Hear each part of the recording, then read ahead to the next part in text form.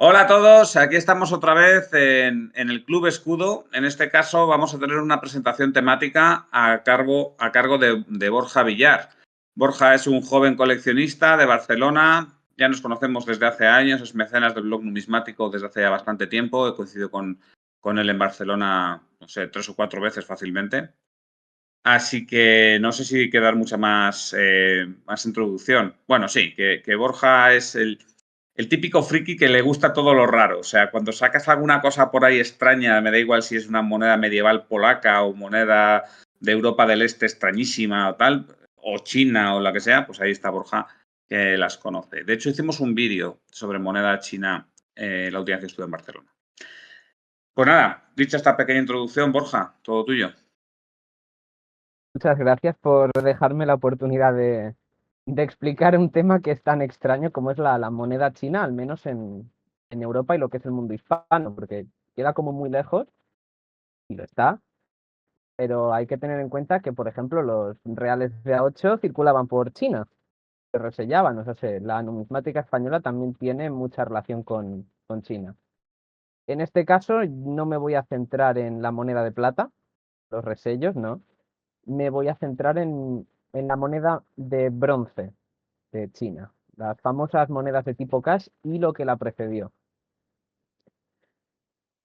Y se puede leer lo que pone justo debajo del título, pone siglos 8 antes de Cristo al 20 después de Cristo. La moneda china se considera que más o menos nace en torno a eso, el siglo octavo, siglo séptimo antes de Cristo, con, perdón, con este tipo de piezas.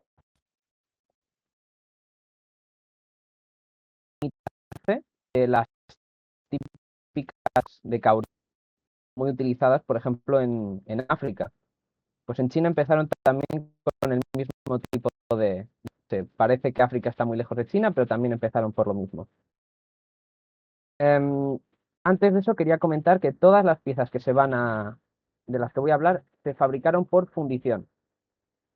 A diferencia de en Europa y en Occidente, que estamos más acostumbrados a la acuñación, fabricar primero el metal y posteriormente darle la forma que queremos y la impronta, en Asia se va a estilar directamente fundirlas. En la imagen de la izquierda se puede ver un molde. Se puede ver el canal central y las distintas ramas. Estas en concreto son del siglo I y se pueden ver las distintas monedas, las estoy marcando con el cursor, que se fabricarían. Encima habría otra pieza con el otro lado. Y a la derecha podemos ver lo que se llama un árbol, con ya todas las piezas acuñadas. En este caso es un árbol japonés, son monedas del Japón. Para contextualizar un poco la aparición de la moneda, hay que entender que China estuvo desunida durante muchos siglos. Se repitieron los procesos de desintegración e integración política, y el contexto en el que surge la moneda en China es lo que se llama el periodo de los reinos combatientes. Es un subperiodo dentro de lo que se llama el Zhou oriental. Es aquí donde surgen estas piezas, las que comentaba antes, así, imitación de las conchas de Kauri, hechas en bronce. Posteriormente se pasó a estas. Son piezas de unos 3 o 5 gramos, y este peso será importante porque se va a mantener durante prácticamente toda la historia de China. Este peso más o menos uniforme de 3 gramos. ¿Alguien me podría decir qué le parece que hay en el dibujo en la fotografía? ¿Qué parece Parecieron una esta carita, ¿no? Una Una cara. cara. Estas monedas tienen un nombre muy curioso. Las llaman de nariz de hormiga o cara de fantasma. Por estas especie de ojos, esta nariz y esta boca, se las apoda comúnmente como dinero de cara de hormiga o nariz de hormiga. Son las piezas más antiguas con un grabado. No se sabe todavía exactamente qué es lo que puede significar. Estamos hablando de monedas que tranquilamente se van al siglo V o VI antes de Cristo. Casi todas de ellas aparecen al sur del río Amarillo. En este mapa se puede ver lo que era el llamado estado de Chu, uno de los estados de los reinos combatientes, y es donde normalmente aparecen este tipo de piezas. Porque los distintos tipos de moneda aparecerán en distintos sitios de China hasta el final la unificación. Ya pasamos a los tipos más famosos. Es el famoso tipo pala. Pero aquí hay que saber que no hay un único tipo. Se diferencian por las formas que hay. El mango, el tipo de hombro, porque todas estas piezas se llaman con temática corporal, como ya comentamos en el vídeo aquel sobre las azadas en Barcelona, se utiliza la terminología del cuerpo humano para designar las distintas variantes. Hay dos ramas principales que dependen del mango y posteriormente ya se va a la forma de los pies y de los hombros. Normalmente tienen alguna pequeña inscripción o son o planas. En este caso, por ejemplo, se puede ver que tienen 3 rayas verticales y parece algún carácter aquí, pero está difícil de descifrar en la de la izquierda. Estas piezas normalmente estaban hechas de un 80% de cobre, un 15% de plomo y un 5% de estaño. No es raro encontrar piezas con plomo. La moneda china, sobre todo en sus primeros periodos, la moneda tiene un alto contenido en plomo. Estas se originan en este pequeño territorio que hay marcado en rojo. Es lo que se llaman los dominios reales de Zhou. Durante el periodo de los reinos combatientes funciona un poco como el Sacro Imperio Romano. Había un emperador, en realidad no era emperador, era rey, todavía no utilizaban el término emperador, al que el resto de señores de la guerra le rendían cierto tipo de pleitesía, pero en la práctica eran el más pequeño de los estados combatientes principales. Pasamos a esta otra. A diferencia de la primera, aquí las rayas se ve que están un poco inclinadas, ¿verdad? En la pieza de la derecha, en la parte derecha, van como hacia arriba. Y los hombros están un poco más caídos. Se las llama de hombros caídos. Así como la anterior es bastante más recta y tenían también los pies en una forma de arco, estas ya son un poco más caídas.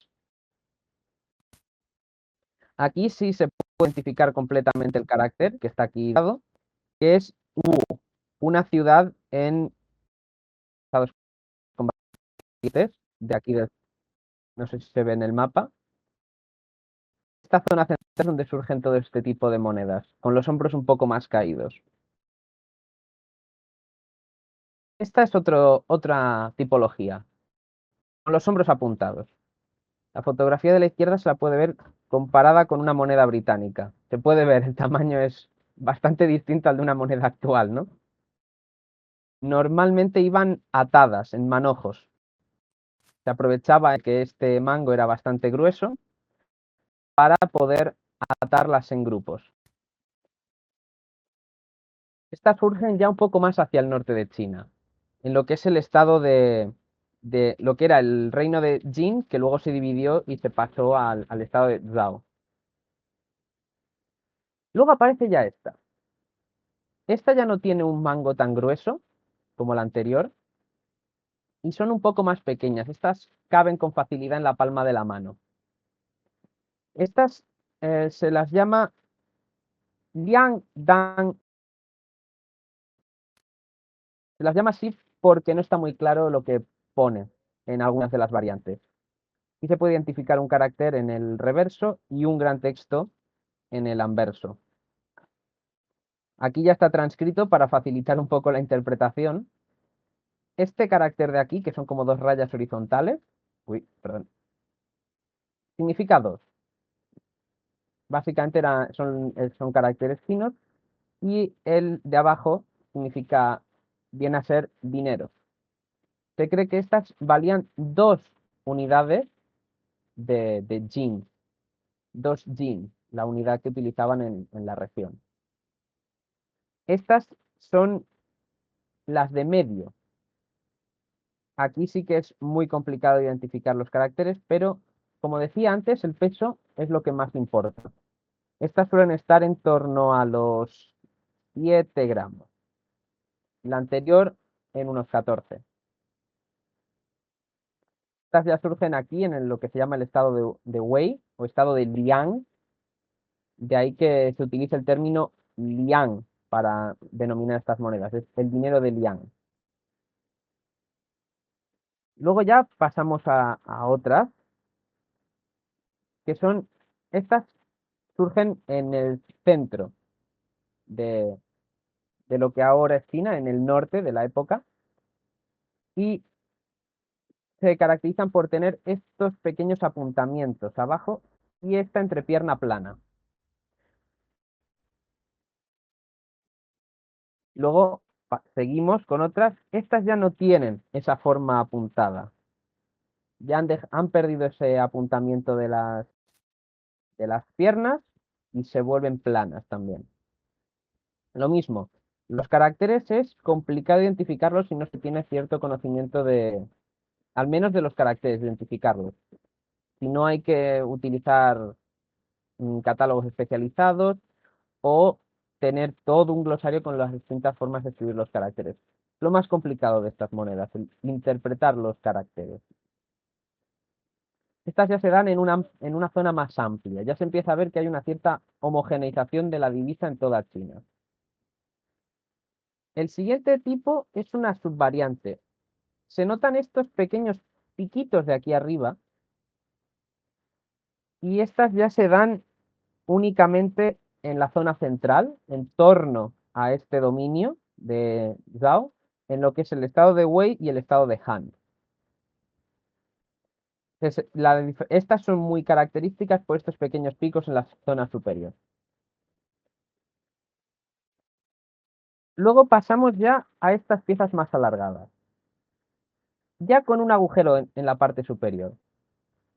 ¿Por qué en este agujero? Como comentaba con las piezas anteriores, era muy típico atarlas en manojos y un agujero facilitaba mucho esta labor. Por lo tanto, básicamente ya se lo introduce de forma oficial por parte de las autoridades emisoras el introducir estos agujeros. Estas ya pesan un poco más. Se ve aquí este carácter en forma de cruz, significa 10. Y se cree, perdón, y se cree que esto viene a hacer referencia al dinero de nariz de hormiga, que se mencionaba antes. Pesaba en torno a unos 3-5 gramos. Estas monedas pesan en torno a los 30 y pico gramos. Es importante tener en cuenta que durante todo este periodo, todas estas monedas que estoy enseñando circularon conjuntamente, indistintamente. Daba igual que vinieran de un estado a otro, circulaban por todo el territorio y se intercambiaban según el peso. Estas se dieron más en el territorio del sur, de donde es originario el dinero, como mencionábamos, con nariz de hormiga, y tiene sentido que haya ese tipo de conversión de una divisa a otra, de una moneda a otra. Luego tenemos estas otras. Esto ya es cerca ya del final del periodo de los reinos combatientes. Se redondea un poco la forma, se presentan ciertos caracteres también. Estas ya son un poco más claros. Se puede ver aquí que se parece más al carácter mostrado aquí. Y esta especie de símbolo con forma de reloj de arena es algo que se va a repetir bastante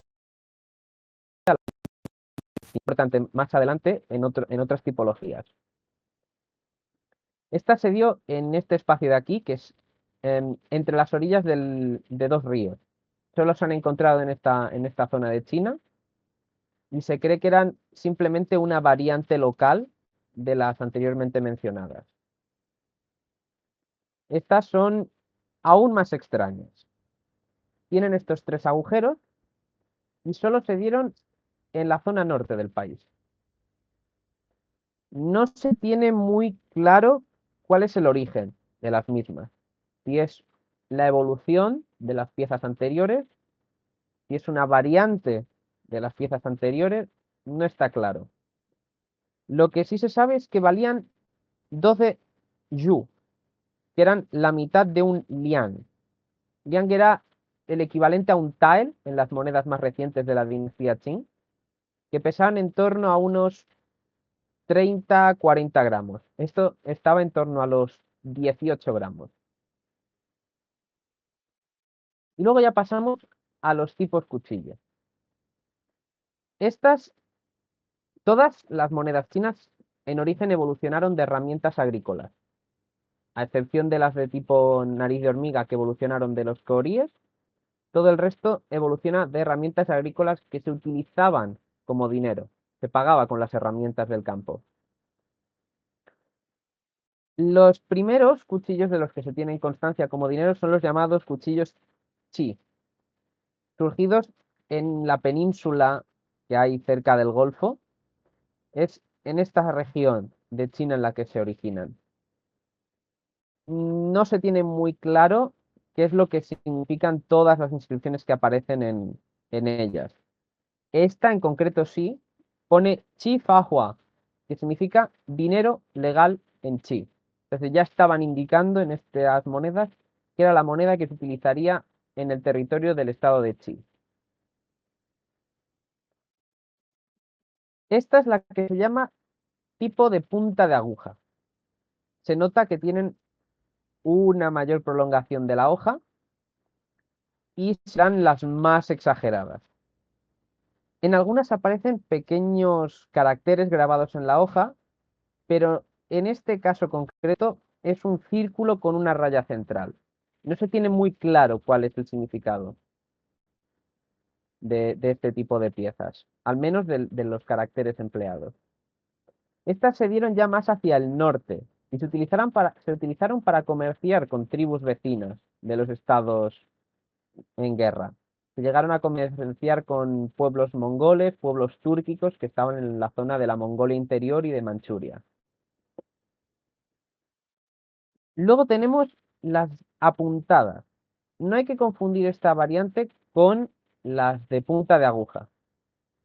Tienen una punta menos marcada y estas sí que presentan caracteres más fáciles de descifrar. En este caso, este carácter significa 6. No se sabe muy bien cuál es el motivo de que tuvieran estos números, porque en muchos casos pesan lo mismo, indistintamente del carácter numeral que tengan. Por lo tanto, se cree que puede ser un número asignado a la ceca o al taller que las emitió, pero no está claro cuál es el motivo. Sí que se han encontrado agrupadas, siempre en grupos de 25, de 50 o de 100, lo que da a entender que se comerciaban eso, en grupos. De ahí ya se ve la tradición del agujero que luego persistirá en las monedas de tipo cash. Luego, otra tipología muy común es los cuchillos Ming. De estos hay más de 200 variantes distintas. Se las llama Ming por este símbolo que hay en el anverso. Parece como un huevo o algún tipo de forma extraña. Se dice que es el carácter Ming, que significa brillante en chino. La que mostramos en el vídeo hace un par de meses era una tipología de cuchillo de tipo Ming. Y hay muchísimas variantes de lo que puede haber en el reverso, cerca de 200. Y no todas de ellas está claro lo que significa. Estas ya surgen en el estado vecino a Chi. Entonces, si Chi era este pequeño estado de aquí, estas ya surgen en el estado de Yan, donde está la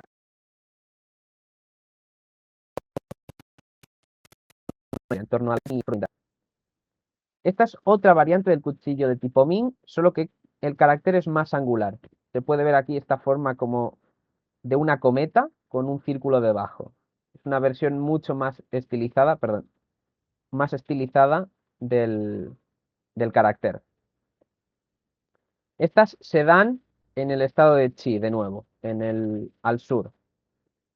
Esto se cree que se debió a la conquista del estado de Yan al estado de Qi y que entonces impusieron su moneda de una forma bastante fuerte. Posteriormente tenemos esta otra tipología, que es la de cuchillo plano. Estas se dieron en el territorio de Zhao, en el territorio de donde vivían los supuestos mandamases de este periodo. En el norte, básicamente, perdón, no en los dominios de Zhao, sino en el reino de Zhao. Estas son las únicas piezas fundidas de oro que se harán en China.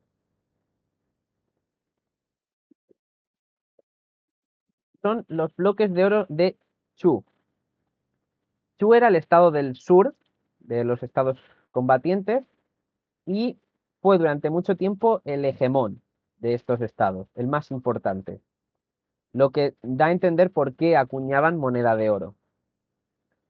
En este caso, en el sello pone Yin Yuan, significa dinero de Yin, porque se emitían en la capital del estado de Chu. El estado de Chu tenía capital en Yin hasta el año 276 a.C. El sello no tiene ninguna relación con el peso, únicamente es una validación de que es una emisión oficial de dinero. Nunca más se volverá a emitir moneda fundida en oro en China. Y pasamos ya a las tipologías redondas. Durante este periodo la moneda redonda será originaria del estado de Qin, el estado más oriental, este que queda en esta región de aquí. Será el que finalmente unifique China bajo Qin Huang, el primer emperador chino, y son los primeros en utilizar una tipología redonda. El agujero central nos indicará bastante de dónde es originaria esta moneda. Si el agujero es redondo, como es este caso, lo más probable es que sean de la región de dinero con forma de azada o pala, de la zona de estos estados del centro. Estos estados centrales, Wei, los dominios de Zhou, Han, se originan en un agujero circular. Por el contrario, las que tengan un diseño con un agujero cuadrado son originarias de los territorios dominados por dinero de cuchillo.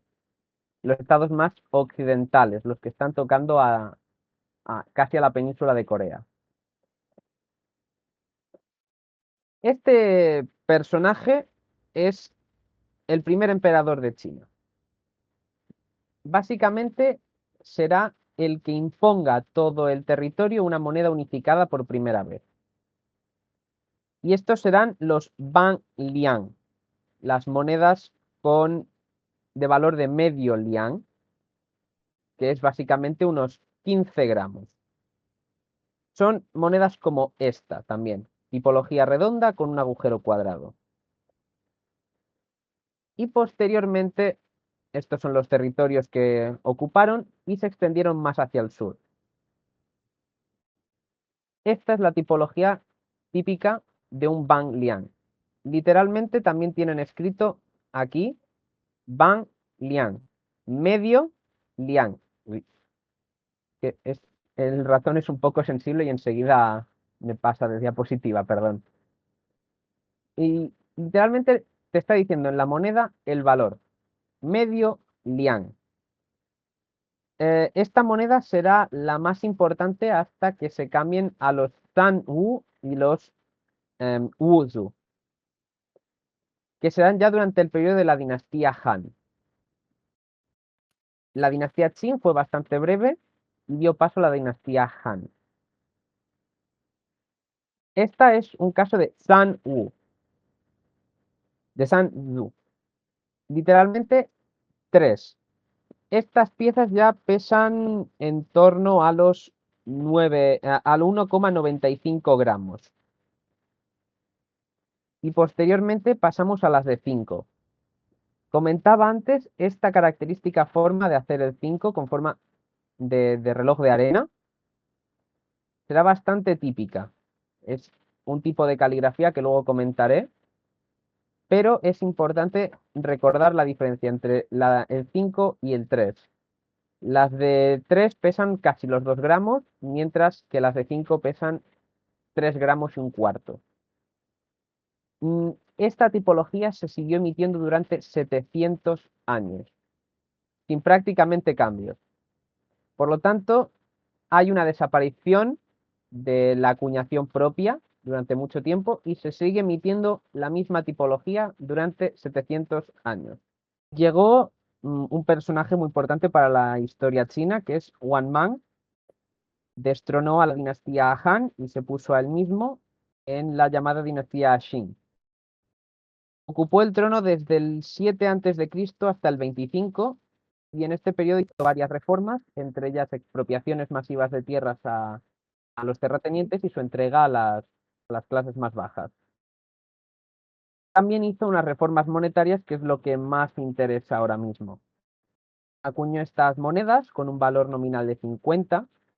Se puede ver por este carácter 5 y este carácter 10, que significan 50, y que eran una revalorización muy al alza de la moneda. También emitió estas con un valor de 5.000, con este pequeño texto escrito en oro, que significa un cuchillo, haciendo referencia a toda la moneda, y por valor de 5.000 caches, que era la unidad de medida. Hay otras monedas también de este mismo estilo que, si no tienen el texto en oro, son de un valor nominal de 500. El oro servía para darle algo más de sentido a que valiera 10 veces más que las otras. Este mapa muestra la distribución máxima de la tipología tipo cash, las famosas monedas redondas con un cuadrado central hueco. Esto no significa que se emitieran por autoridades chinas, sino que la tipología se extendió. Llegó desde países como Uzbekistán hasta Japón, pasando por Indonesia y Vietnam. Y ahora vamos a pasar a un tema importante, que son los tipos de caligrafía y cómo leer las monedas. Pues claro, uno se ve con una moneda de estas en la mano y diría, ¿cómo lo leo? ¿Verdad? ¿Cómo intentaríamos leer esta moneda? ¿Cuál sería el orden en el que leeríamos los caracteres? ¿Alguna idea? Bueno, empezaría por el de arriba. Pero para mí la Ya. primera cuestión es cómo relaciono lo que veo en la moneda con los caracteres que has puesto. Exacto. La cuestión es que hay que tener cierta facilidad para interpretar estos caracteres y saber que siempre el carácter de la izquierda será el mismo. Es siempre el mismo carácter. Se llama bao. Significa precioso o valioso y siempre irá acompañado de al menos uno de otros dos caracteres. A medida que vaya mostrando los ejemplos los comentaremos. Pero la cuestión es, se empieza a leer por el signo de arriba. El primer carácter es el de arriba. Y se puede ver esta raya horizontal, ¿verdad? Equivalente a esta. Esta segunda raya equivaldría a esta. Y esta forma sinuosa equivale a estos dos. Son distintos estilos de caligrafía. Así como, por ejemplo, en la moneda gótica, tipo la moneda de los visigodos, el alfabeto latín utilizado tiene sus propias formas, que son distintas a las monedas romanas o a las monedas alemanas. Con los caracteres chinos pasa lo mismo. Hay un total de 5 tipos caligráficos distintos y hay que más o menos ser capaz de identificarlos. Permiten, en ciertos casos, datar la moneda, porque hay unos tipos de caligrafía que son más comunes en un periodo que en otro. Y este es el más arcaico de todos los tipos. Es la llamada caligrafía de sello. La caligrafía de sello era la más formal y la más oficial durante gran parte de la historia china. Tiene estas formas así más suaves, más circulares, y en muchos casos es complicado complicado de descifrar si uno no está acostumbrado a estos caracteres. Hay que tener cierto conocimiento de ellos para identificarlos con claridad. La otra opción está coger un catálogo e ir comparando moneda a moneda cuáles. Pero en este caso, luego hay que saber el orden en el que se leen los caracteres. Como comentábamos, se empieza por el signo de arriba. Pero ¿cuál es el siguiente que hay que leer? ¿El de la derecha? ¿Cuál diríamos que es el de la derecha? Exacto. Hay dos formas de leer. Lo que se llama la lectura en cruz o en el sentido horario. Y para identificarlo hay que mirar el último el carácter de abajo. Y el último carácter es este, que es el que tenemos aquí, que es Tong, o es el carácter Yuan, que es este, o es este, Zhou. Son los tres caracteres que van a ir, Zhong, perdón, son los tres caracteres que van a ir con este otro. Significan, en este caso, Tong Bao es divisa universal. Yuan Bao significaría divisa original o grande. Y Zhong Bao significa divisa fuerte, que serían estos dos caracteres de aquí. Claro, en esta moneda diríamos, vale, tenemos este carácter y ambos pueden ir con Bao. ¿Cuál es el que tiene prioridad? Pues el que tiene prioridad es el carácter de la derecha. Entonces, este se leería en forma de cruz. Empezaríamos por el carácter superior e iríamos hacia el inferior. Luego pasaríamos al carácter de la derecha y finalizaríamos por el de la izquierda. Es complicado el acordarse de esto de forma tan rápida. Esta, por ejemplo, Ya. se lee en el sentido de las agujas del reloj. Empieza por el primero, se sigue por el de la derecha, luego pasamos al inferior y luego pasamos al superior. Esta segunda que mostraba tiene otro tipo caligráfico distinto. Perdonad la calidad de las imágenes, pero es difícil encontrarlas que se lean bien. Es el tipo de escritura clerical que se llama. Son más fáciles de relacionar, por ejemplo, si vemos que parecen más a los caracteres identificados que hay en el centro. Y esta tiene un pequeño circulito en el reverso. A veces el reverso prácticamente no tiene nada, es plano, pero a veces tiene estas pequeñas marcas con forma de círculo, un punto, una media luna, una línea. En ciertos periodos, esto identificaba las cecas, los talleres, y es secundario. Lo más importante es primero identificar los caracteres del anverso para poder datar la moneda. Y luego explicaré cómo se data exactamente y cómo utilizar un catálogo para hacerlo. Luego pasamos a la tipología, perdón, a la caligrafía regular u ortodoxa, la más habitual. Y en este caso tenemos ya una moneda de la dinastía Qin. Se lee de arriba a abajo, derecha, izquierda. Lectura en cruz por los caracteres Tong Bao, como decía. Y aparece otro sistema de escritura, la caligrafía manchú. La dinastía Qin no es de origen chino étnico, sino que es de origen manchú, de la zona del norte de China, y tenían su propio sistema de escritura. Una vez conquistaron toda China, este sistema de escritura se utilizaba para designar las cecas. Por lo tanto, cuando tengamos una moneda de esta tipología con un texto escrito en manchú en el reverso, es fácil identificar que se trata de una moneda de la dinastía Qin. Por lo tanto, ahí nos facilita mucho el trabajo a la hora de más o menos acotar el periodo en el cual se emitió. Luego tenemos escritura más suave, como más una caligrafía hecha a mano. Es la que se llama de carrera, en inglés running, que corre. Esta se tiene que leer en el sentido de las agujas del reloj. Empezamos arriba, seguimos a la derecha, pasamos al carácter yuan de abajo y bao sería el último. Hay que tener en cuenta que luego hay variantes según cosas que aparecen en los caracteres. Por ejemplo, aquí estos puntitos del carácter tong, si hay uno o hay dos, es una variante distinta. A veces se debía que, según qué talleres, el artesano que hacía la moneda madre, aquella que se utilizaba para luego marcar en los moldes, lo escribía con un punto, con dos. El carácter bao también tiene unas características muy concretas.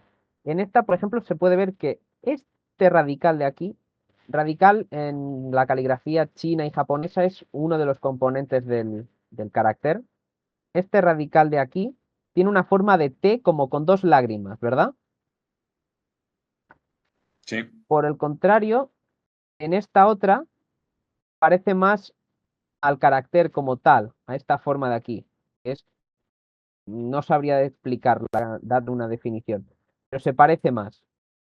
Este tipo de variantes son diferenciadas porque, por ejemplo, en el mercado asiático sí que se valoran más por rareza o por interés geográfico, porque sean de una ceca concreta.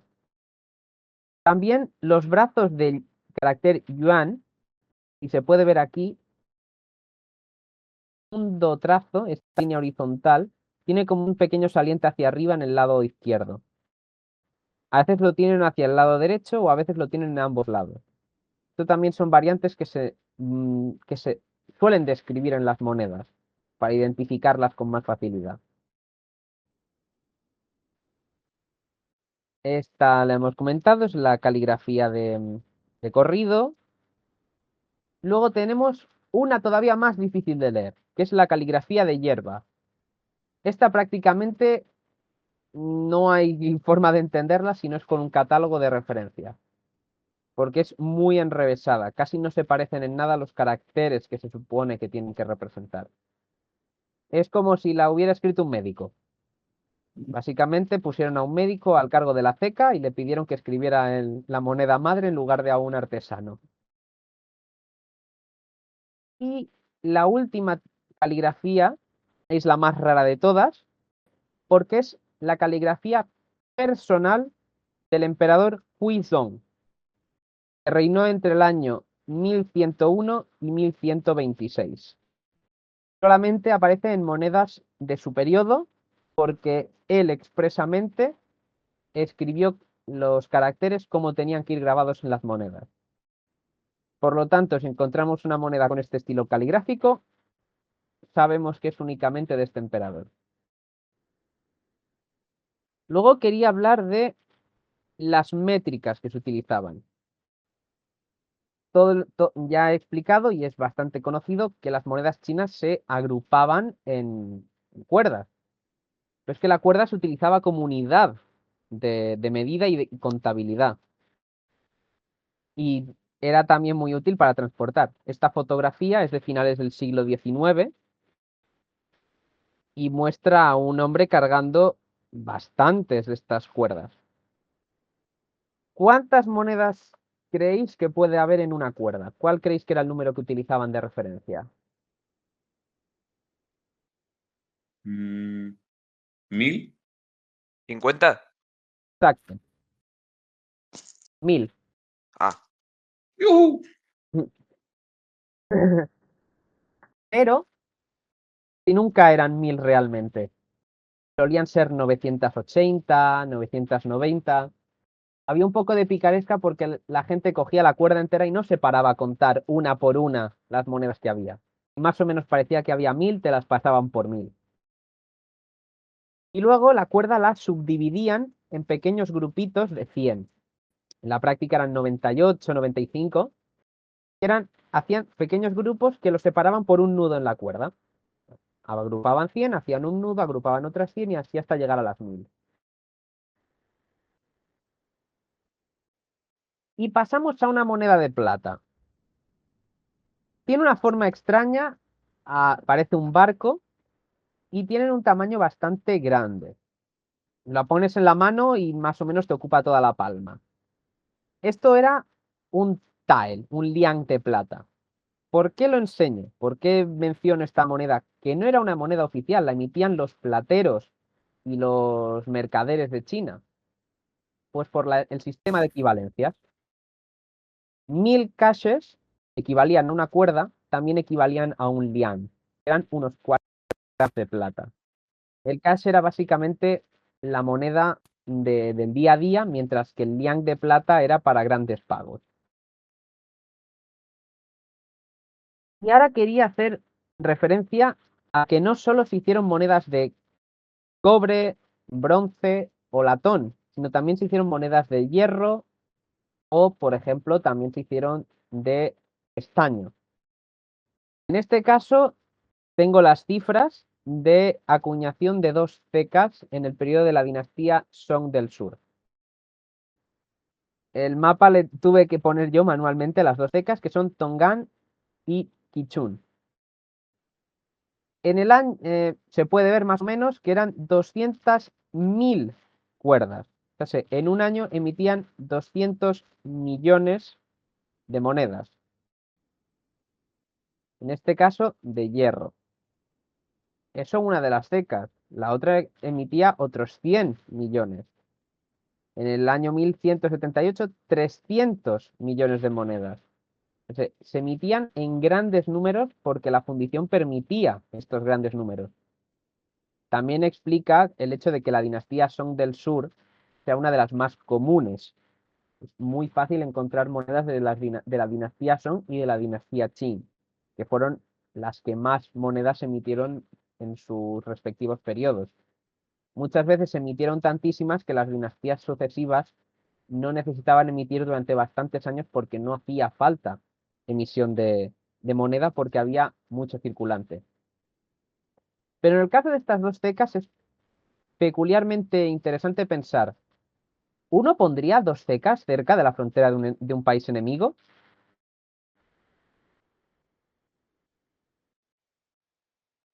No, ¿verdad?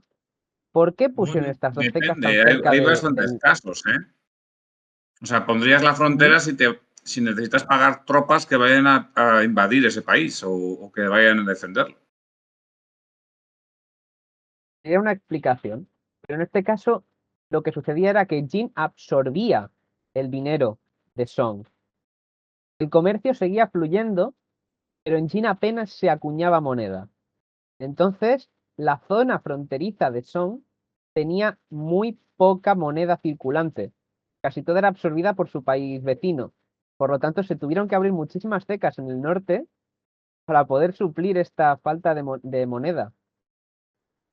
Y hay que tener en cuenta que la mayoría del cobre que se utilizaba venía de Yunnan o de fundir herramientas. Hubo casos de expropiación forzosa de herramientas agrícolas para la fabricación de moneda. En el año 1136 se confiscó toda herramienta agrícola de cobre y se emitieron 400 millones de monedas. Esto era insostenible en muchos casos porque si no había cobre, pues era cuando entonces empezaban a emitir monedas de hierro, de estaño, pero no eran tan aceptadas como las monedas de cobre.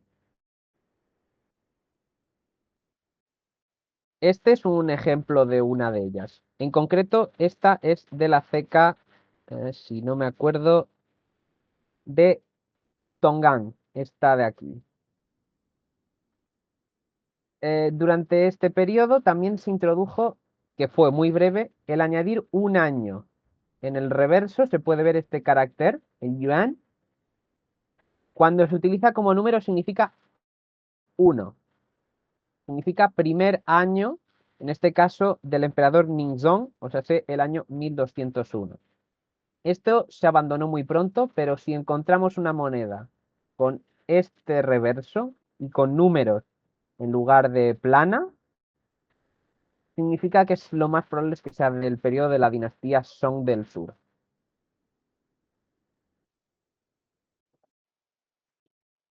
Y esta. Ahora quisiera ver qué idea se os ocurre al ver esta moneda. ¿Cómo la intentaríais leer? Si alguien se atreve, ¿eh? No, luego explicaré exactamente la moneda.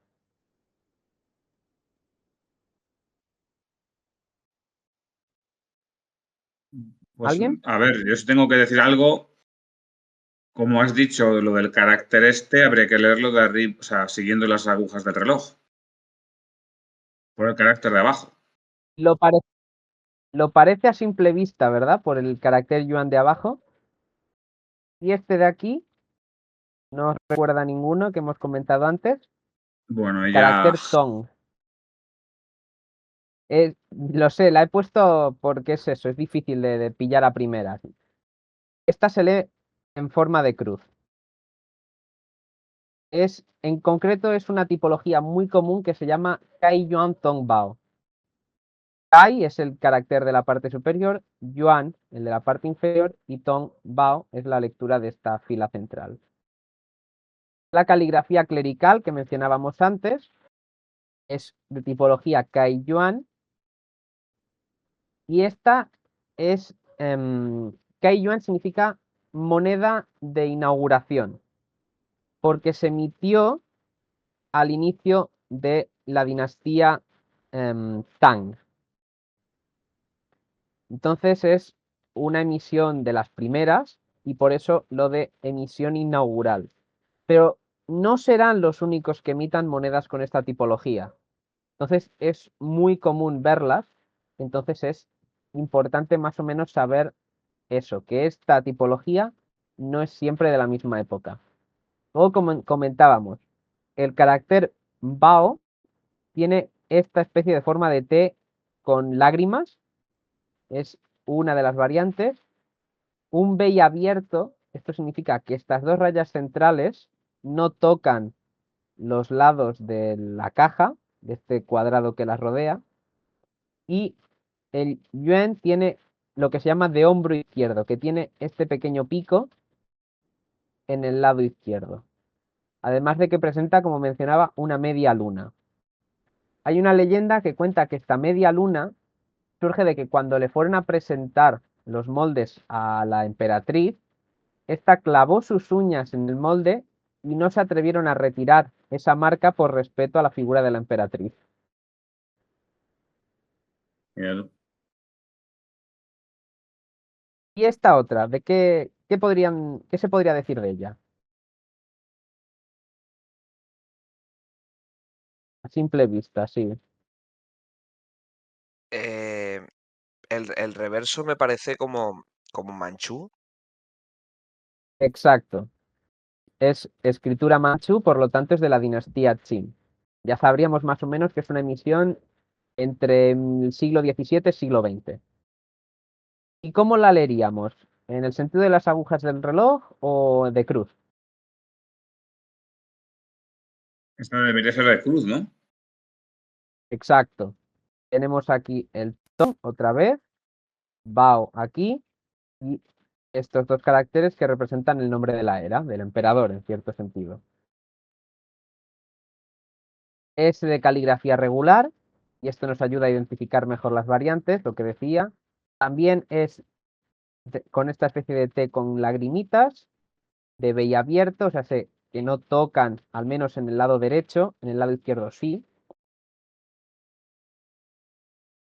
El carácter ton presenta un único punto, a veces tiene dos, y en la cabeza tiene este pequeño saliente al lado derecho. Entonces, otra variante a veces se encuentra que tiene forma como de triángulo o directamente circular. Y en el reverso tenemos la inscripción Bo Chio Wan, que es el equivalente a Beijing, la ceca de la que se llama la Junta de Ingresos. Curiosamente, en esta moneda aparece dos veces la misma palabra. Bo en manchú y bao en chino son la misma palabra realmente. Lo que pasa es que es uno la evolución de la otra. En manchú es la evolución de la palabra china. Una curiosidad de las monedas de la dinastía Qin, que aparece dos veces la misma palabra. Y luego, ¿cómo encontrarlas? Porque claro, si tenemos siglos de monedas con esta tipología, habría que tener una forma de encontrarlas. Los catálogos están ordenados en base al carácter de la parte superior. y están ordenados según el número de trazos. Claro, eso es un problema para el que no está acostumbrado a la escritura china, porque uno tendría que identificar primero el carácter, o sea, se extrae el carácter y luego contarlos, todos los caracteres que hay. Claro, uno a simple vista diría que a lo mejor son 13. Si alguien se para a contar, a lo mejor este es uno y este vertical es otro, pero en la escritura china es un único trazo. Este tipo de trampas es difícil de entender al principio cuando uno empieza, pero con un poco de tiempo uno se acaba acostumbrando. Y una vez tenemos el número de trazos, vamos al catálogo. Esto lo he sacado de mi propio catálogo de Hartil. Y tenemos todos los nombres con 12 caracteres, con 12 trazos en el primer carácter. No hay que fijarse en la primera columna, porque la primera columna es en chino simplificado. Hay que fijarse en la segunda, en la que los caracteres se parecen más a los que puedan aparecer en las monedas. Aquí encontramos estos dos caracteres, no sé si se ven bien, son básicamente los mismos. Por lo tanto, ya podemos saber cuándo se emitió. Nos pone que la moneda es de Xunqi, del periodo Xunqi, y está en la página 281.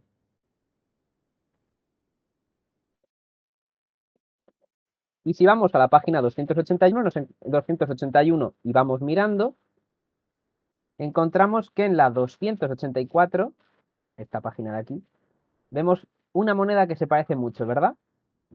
Así a simple vista, diríamos que es la misma, ¿no? Entonces aquí ya nos especifica más información sobre la misma. El catálogo de Hartil son 400 páginas.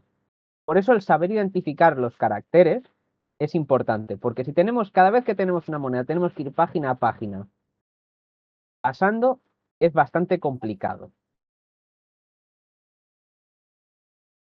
Luego quería hacer mención a esta moneda. Esta no está escrita en caracteres chinos, sino en escritura árabe. Esto se dio en el siglo XIX, cuando hubo una guerra santa en lo que es la provincia de Xinjiang, el Turquestán, la zona que limita con Kazajistán. Aquí un líder rebelde se proclamó líder de los musulmanes y decidió establecer un califato islámico y declarar la guerra a los Qing. Esta rebelión duró desde 1862 hasta cerca de 1880. Tuvo los dos líderes, Rashid Khan y Yaqub Beg. Es para demostrar que no solo hay monedas de esta tipología con caligrafía china. Y luego quería mostrar estas dos piezas. ¿Qué pensáis de ellas? ¿Qué opiniones os dan?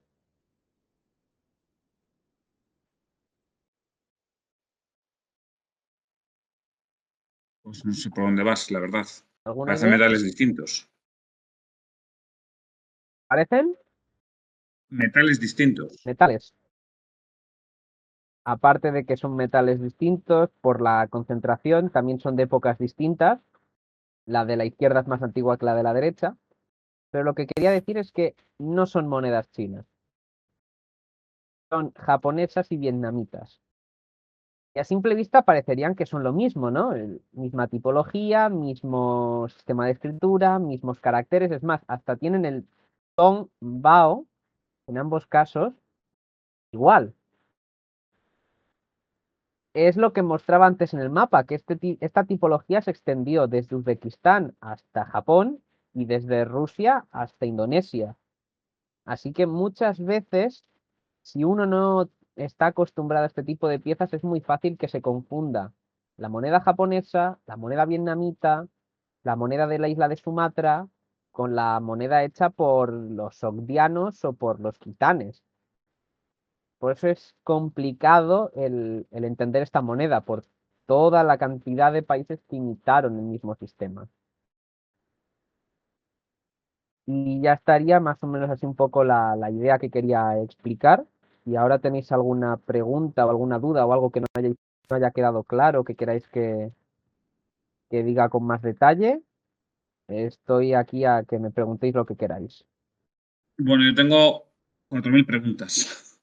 Yo tengo alguna que otra también. Que Pues vaya dale tú, primero, Adolfo. Agustín. Si quieres. Ah, yo No, primero. no, dale, dale tú, Agustín. Vale. En primer lugar, los caches entonces se dejan bueno, de acuñar. Iba a decir acuñar, pero más bien fundir, ¿no? Pero se dejan de Sí. fundir ¿hasta qué altura del siglo XX, más o menos? Pero porque entiendo que es en el siglo XX, Las ¿no? últimas monedas, sí, las últimas monedas de tipo cash acuñadas son de 1914 aproximadamente, ya con la Mm, República. Hubo unas breves emisiones de cashes durante la República, pero enseguida se pasó a un sistema de moneda al estilo occidental y acuñada. Ya había habido mm, varios intentos de occidentalizar la moneda en China, pero ninguno de ellos había triunfado hasta la Revolución China de 1911. claro. Y entonces la moneda fraccionaria pasa a ser también. La moneda fraccionaria pasa a ser de plata, ¿no? Realmente, pero en plan, ya no se acuña más en metal no noble, ¿no? Sí, se siguió acuñando en metal no noble. Hubo muchas Pero con, emisiones durante... Sí, ah, pero con estándar, así con formas europeas o entiendo que sí, ¿no? con forma europea, o sea, redonda, sin agujero central Ah, y con leyendas ya más complejas. mm, Una vez desaparece la monarquía en China, ya se inicia un proceso más de occidentalización en ese sentido. Se deja mm, esta tipología de 4 caracteres, se pasa a hacer texto. En ningún caso hemos visto ningún retrato en las monedas. Con la República se empezarán a hacer retratos de generales, de presidentes, cosa que hasta entonces no había sucedido.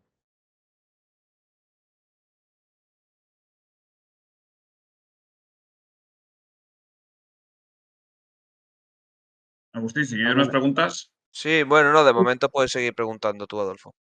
Bueno, yo lo que te iba a preguntar es que parece como que aquello que decían de que la primera ceca había sido China, o sea, una ceca en China, o que se encontró unas monedas, bueno, no monedas, sino restos con formas de hacha en un edificio eh, histórico chino, o sea, en un Sí. sitio arqueológico. Sí, hace un par Claro, de eso años, ¿no? retrasaría bastante lo que tú estás diciendo al principio. Hay, hay textos chinos que hablan de que ya había moneda en la dinastía Shang, que es del siglo XVII antes de Cristo. Pero no había habido ninguna muestra, no se ha encontrado todavía ningún yacimiento arqueológico que demuestre esos textos. Pues el Por 17 eso, antes de Cristo ya, digamos, retrasaría 1000 años el sí, inicio de la moneda.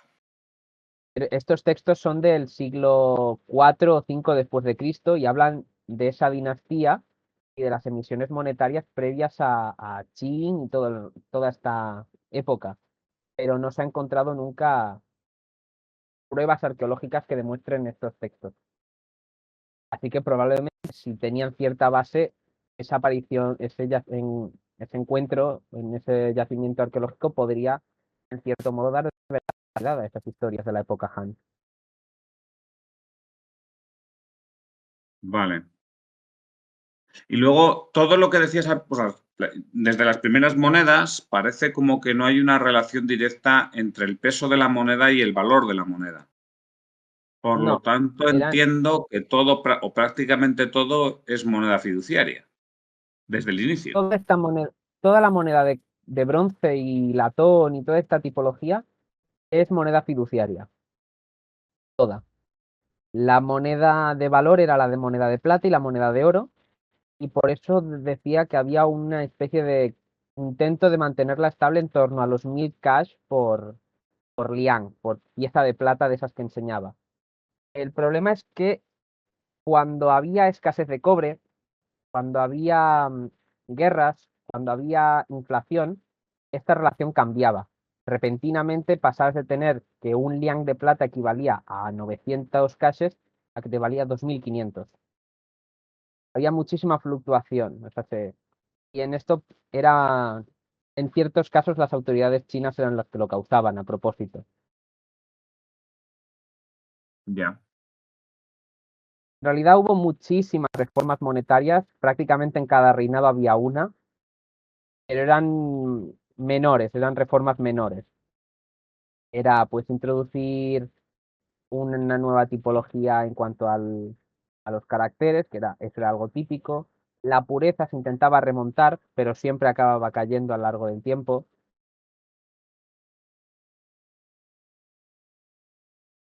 Vale. Una Otra pregunta, pregunta. Sí, sí, una pregunta, Borja. De las primeras imágenes que has proyectado de que eran cuchillos y palas, a mí Sí. me cuesta mucho Sí. imaginármelo como una moneda, posiblemente porque tengo una visión sesgada de aquí de las monedas todas redonditas, aunque nosotros también al principio eran lingotes. ¿Pero hay alguna Sí. teoría el por qué tenían esas formas de cuchillos y palas? Porque lo encuentro muy curioso. Porque originalmente se utilizaban las herramientas agrícolas como método de pago. Ah, Entonces se utilizaban palas, se utilizaban cuchillos, el junto a primer otros ser. mecanismos de palo. Ah, Exacto. Se utilizaban conchas, se utilizaban piedras de jade, esto ya un poco para compras de mayor valor. Se utilizaban telas, utilizaban trozos de tela elaborada como método de pago. Por lo tanto, es una evolución de esos mecanismos de pago. En realidad, estos cuchillos lo que van a hacer es empezar teniendo el mismo tamaño que los de verdad, y con el tiempo van perdiendo tamaño y se van haciendo cada vez más pequeños. Vale. Pues tiene un nacimiento muy diferente al nuestro en Occidente. Sí, sí.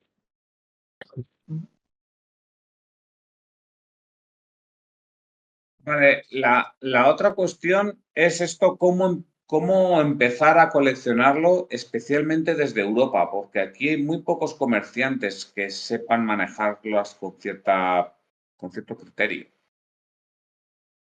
Hay algunas casas de subastas que tienen más relación con este tipo de monedas. Por ejemplo, hay una en Alemania que suele tener muchísimas piezas en su subasta.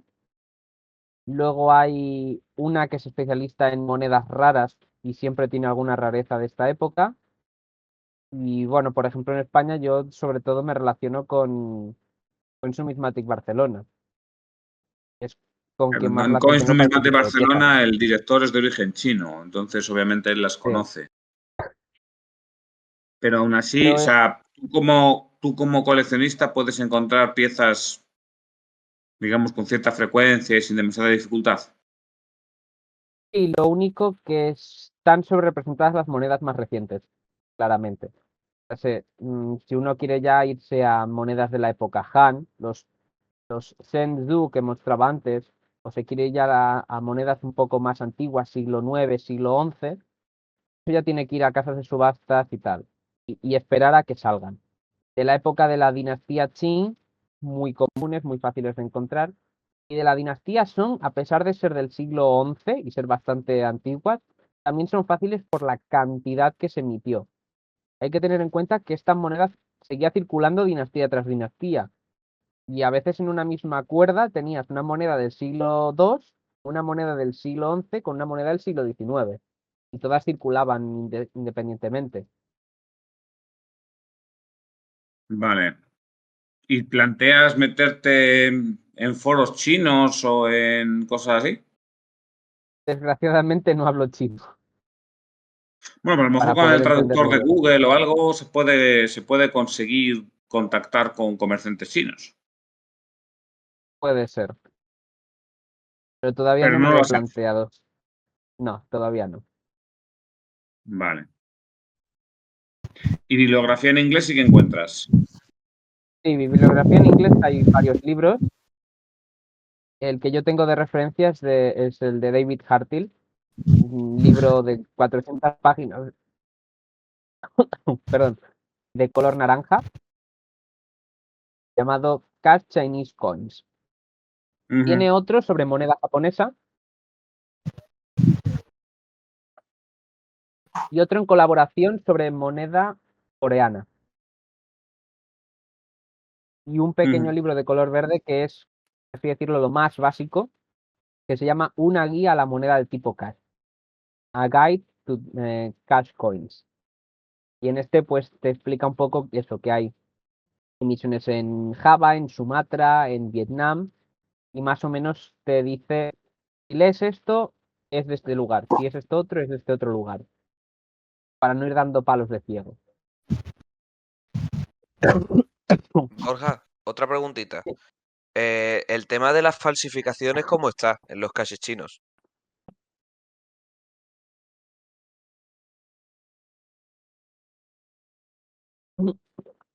Tema complicado. Así como con la moneda de acuñación es más fácil identificar una moneda falsa, con moneda fundida es más difícil. Además de que hay mucha falsificación de la época. Ya sea autorizada, era que las autoridades te dejaban emitirla porque había escasez, y en ese caso emite porque hace falta, o porque había sociedades secretas o gremios que también emitían. Pero si nos referimos a falsificaciones modernas, si son monedas comunes, no hay miedo. Si son rarezas, hay que, perdón,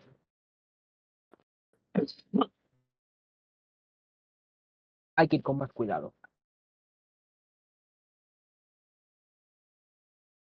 Vale. Pero cuando dices de comprar con cuidado, de nuevo, vuelves a estas casas de subastas, a estos pocos comerciantes europeos especializados, o no te fiarías de Europa. Hay validadoras, bueno, validadoras, el equivalente a NGC para monedas de este tipo. Y son de China. Son cápsulas hechas en China por empresas chinas. Me fío más de ellos en ese sentido porque tendrán más experiencia con ellas. Bueno, tengo que decir que NGC ha empezado, lo he visto el dato esta misma mañana, NGC ha empezado a encapsular cases chinos desde diciembre del año pasado. Sí, pero solo son las de la dinastía Qing y la de Song. Ah, vale. Las más comunes. Para las rarezas, graduadoras chinas. Bueno, el caso de NGC es que, bueno, justamente lo he estado mirando hoy. Claramente su política es ir extendiendo la cantidad de monedas que están graduando, especialmente en el mercado asiático. Entonces, yo me imagino que dentro de unos años ya tengan un equipo de expertos suficientes como para poder graduar cualquier tipo de esto, pero mira, pues a lo mejor todavía no gradúan todas. Las tipo pala, tipo cuchillo no las tocan. Y las Vale. dinastías tártaras y tal tampoco. La de tipo cuchillo sí que creo que sé que hay muchísimas falsificaciones, ¿no? Muy difícil saber cuándo Sí. es una falsa o una auténtica. Sí, sí. Esas son más complicadas. Vale. Verás, incluso hay, de hecho he llegado a leer que incluso para poder autenticar realmente, para estar 100% seguro de que una moneda tipo cuchillo es auténtica, hay incluso que partirla un poco, hay que partirle a lo mejor un poco un borde y observar por dentro a ver cómo, si está mineralizado el metal o no, porque es que realmente es muy difícil de autentificar. Sí, eso es. Con las de tipo cuchillo y tal, es muy difícil. Por eso, porque son fáciles de falsificar.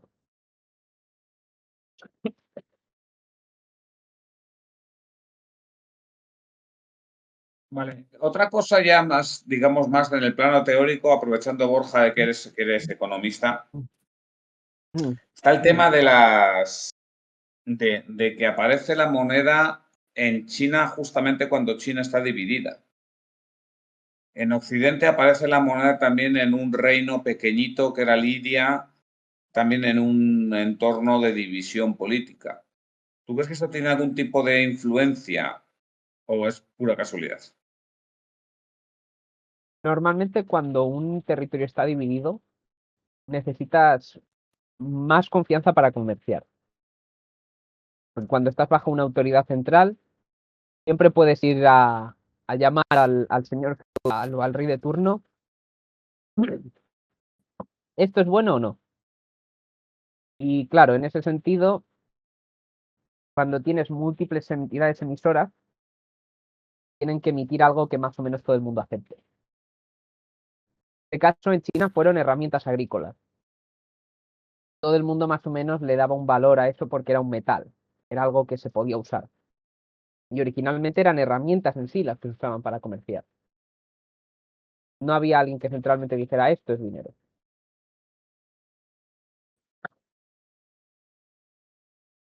Es No curioso sé si que, es la respuesta satisfactoria.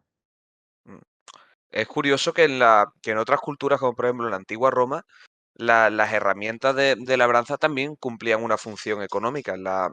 En la Roma arcaica, de hecho, en las primeras hipotecas se nacieron a partir de lo que conocemos como una hipoteca, nació a partir de los aperos de labranza, porque era como el día de hoy tener un piso, en el caso de que era una propiedad a la que todo el mundo le daba valor porque tenía mucha utilidad.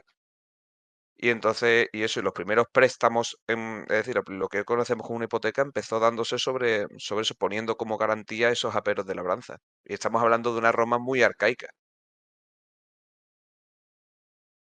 Podría ser un Bueno, origen prácticamente similar. me imagino que sea algo como muy evidente, ¿no? Al final es la tecnología que más se utilizaba la gente en su momento. Bueno, he comentado que la moneda de tipo caurí también se utilizaba en lugares como África u Oceanía. Sí, sí. Bueno, finalmente el que quiera estructurar una colección de moneda china, ¿tú por dónde le dirías que empezase? ¿Por las distintas tipologías? ¿Por hacerse experto pero en una tipología o en una serie y luego ir a otras? Dependería si, por ejemplo, quieres entrar en un periodo histórico. Por ejemplo, yo qué sé, por algún motivo te interesa el siglo XV. Europa, pero quieres también tener moneda del siglo XV de Asia para tener una visión global en esa época. Centrarse en moneda del siglo XV. Ver qué estados eran los que gobernaban China en esa época, si estaba unificada, si estaba separada, y por ahí. Otra idea sería ir por emperadores. Es decir, quiero tener una moneda de cada emperador, con cada conjunto de 4 caracteres. Entonces ir uno a uno. A lo mejor empezar desde los más recientes, que son los más fáciles, y poco a poco ir hacia más atrás. Centrarse en una dinastía, por ejemplo, a alguien le gusta la historia del Imperio Mongol y decide que quiere centrarse en la moneda de la dinastía Yuan, la dinastía de los mongoles. Centras únicamente en ese periodo y puedes ir incluso a las variantes. Si te centras mucho en un periodo, puedes ir incluso a variantes. Lo que comentaba de puede tener un punto, una raya, una media luna, que si el yuan tiene esta rayita hacia este lado, que si esto hacia el otro. Dependería un poco de cómo lo quiera uno enfocar. Lo más cómodo sería empezar por la moneda de la dinastía Qin, que es la más reciente, y a lo mejor ir hacia atrás. Una pregunta, Borja. ¿Y económicamente adquirir estas monedas es asequible? ¿Y desde Europa conseguirlas y traerlas aquí? ¿Es fácil coleccionar?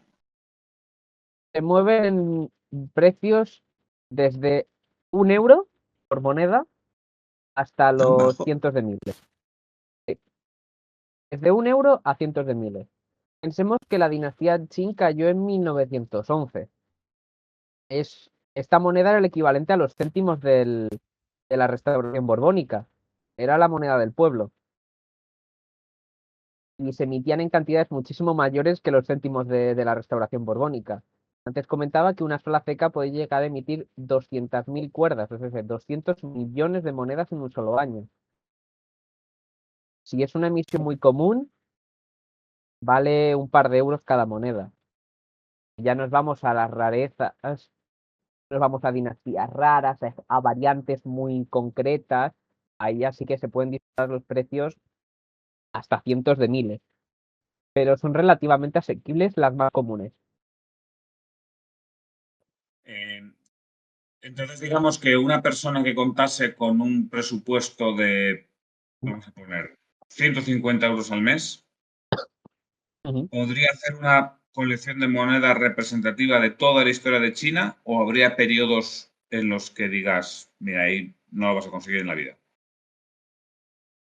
Yo creo que sería posible que al cabo de muchos años tuviera una colección muy, muy representativa. Porque los periodos más comunes en un par de años tendría representación. La dinastía Song, la dinastía Qin. Alguna pieza de la dinastía Tang también es bastante asequible. Incluso algunas piezas ya del periodo de los reinos combatientes también son relativamente fáciles de conseguir por menos de 100 euros la pieza. Así nos vamos, por ejemplo, a las piezas de la época de One Man. Esas ya son un poco más complicadas. Aparte de por el hecho de que ya tienen un poquito de oro y eso siempre sube el precio, son más raras porque estuvo muy poco tiempo, sus reformas fueron muy breves y apenas se emitieron. Luego hay dinastías raras. La dinastía Liao es una dinastía bárbara y es más rara. Pequeños estados que también emitieron de forma muy breve. Si uno a lo mejor quiere hacer un poco también las cecas, hay cecas que son más raras. O sea, al cabo de unos años tendría una colección muy, muy representativa, pero siempre faltarán piezas. Muy bien. Pues no sé si alguien tiene más preguntas. Si queréis puedo cerrar yo con una última pregunta. Dale, dale. Bien. El tema, no sé si sabrás un poco, vale, hemos visto que, bueno, en Europa hay bastantes sitios en donde conseguir monedas de tipo cash, pero ¿y si uno, por ejemplo, a la hora de comprar en China, es fácil que un español compre monedas tipo cash en China? ¿Hay temas de exportación o es difícil Y hay entenderse temas con de los exportación. comerciantes? Yo diría que aparte de una barrera lingüística, claramente para ponerte a... Y es mediante un portal de internet que tiene traducción y tal, es relativamente fácil, pero el mayor problema puede estar en el tema exportación. Según qué tipo de piezas, tiene un tratamiento de exportación en China bastante restrictivo, porque se consideren piezas arqueológicas, porque sean raras y no quieran que salgan del país. Eso ya es más complicado. Por eso hay piezas que pueden, como aquí está lo que se saca de yacimientos, en China también ha sucedido, sobre todo en la época de la Guerra Civil China. Los señores de la guerra, para financiarse, muchas veces excavaban, sacaban este tipo de piezas y las sacaban del país a través de Hong Kong o Macao. Entonces han acabado en el mercado occidental y a ojos de la legislación china podrían ser exportaciones ilícitas. Y eso todavía se da y se persigue en China. Por lo tanto, a veces hay que tener cuidado con según qué tipo de compras. Si traes de una casa de subastas con todos los papeles, no debería de haber ningún problema. Como mucho te puede decir las autoridades chinas, esta pieza no puede salir del país. Es tuya, pero no puede salir del país. Bueno, y yo me imagino, bueno, ahora estamos viviendo un momento donde cada vez hay más políticas arancelarias con China, ¿no? Sí. Están abriendo las noticias, ¿no? El tema de la industria automovilística. Ujú. No sé hasta qué punto eso también llegará a la numismática. Por ahora no lo sé. Mm. Pero suele ser un mercado Pero bastante controlado por ministerios de cultura y cosas así. sí, porque ahí, hombre, a ver, la numismática puede ser no sé, la millonésima parte que la industria automovilística, o menos todavía, pero bueno, no deja de ser un aspecto de cultura Sí, que puede ser sensible. Bueno, en Europa tenemos los casos, por ejemplo, en Italia tiene una política bastante restrictiva Sí, para este claro, tipo de bueno, cosas. hemos hablado 1000 veces, ¿no? No hay. Jesús Vico nos contaba que se intentó hacer una política europea común, pero España, Italia y Grecia lo vetaron. Bueno, y entonces cada país tiene lo suyo.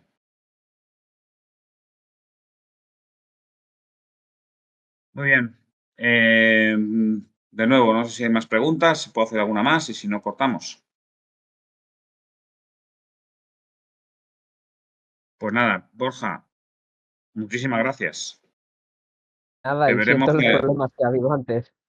No, no pasa nada. Editaremos el vídeo. Digo que te veremos en Madrid la semana que viene. Sí, Pues nada, allí, ¿de qué día a qué días estás? desde el miércoles hasta el lunes. Muy bien, pues allí estaremos 5 días juntos entonces, o 4 días. Así que nada, muchas gracias Borja, gracias a los demás.